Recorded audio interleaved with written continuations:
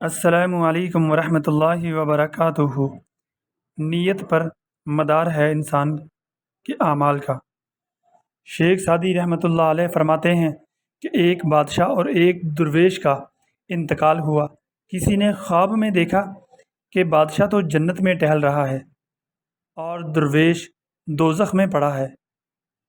کسی بزرگ سے تعبیر معلوم کی تو کہا کہ وہ بادشاہ صاحب تخت و تاج تھا، مگر درویشی کی تمنا کرتا تھا اور درویشوں کی طرف بڑی حسرت کی نگاہ سے دیکھتا تھا، اور یہ درویش تھے تو فقیر بے نوا، مگر بادشاہ کو رشک کی نگاہ سے دیکھتے تھے۔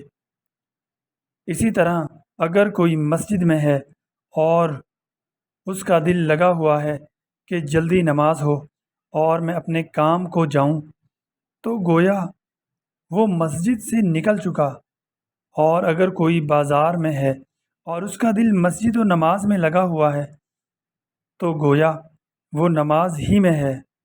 یہی معنی ہے انتظار الصلاۃ بعد الصلاۃ کہ زاہد خانقاہ میں صرف بیٹھنے کا نام نہیں۔ معلوم نہیں ہم کہاں ہیں، اس کا حال تو قیامت میں معلوم ہوگا۔ فمن ثقلت موازینہ فاولئک هم المفلحون، سورۃ المؤمنین۔ وہاں ادھر کا پلہ بھاری ہوا تو ادھر، اگر ادھر کا پلہ بھاری ہوا تو ادھر۔ یہ قصہ کتاب بکھرے موتی، جلد اول، صفحہ نمبر 54 سے لیا گیا ہے۔